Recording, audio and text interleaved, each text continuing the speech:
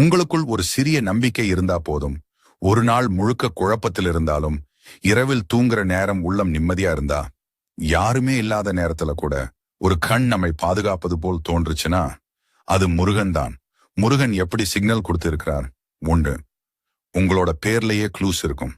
உங்களோட பேர்லாம் MURAGA மாதிரி எழுத்துக்கள் இருந்தா, அது சோதிக்கல்ல, ஒரு அடையாளம். அவன் உங்களை பிளான் பண்ணியே திஸ் வேர்ல்ட் எல்லாம் அனுப்பியிருக்கான். 2ஆம் சுப்பிரமணியர் ஆலயம் பார்த்தா உங்க மனசு அழுத்தமா அடிக்குதா? ஒரு ரேண்டம் முருகன் போட்டோ பார்த்தா கண்ணுல நீர் வந்துதா?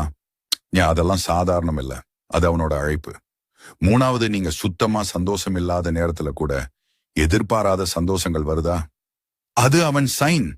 நீங்க இழந்ததை விட மேலானதை காத்துக்கிட்டு இருக்கிறான்.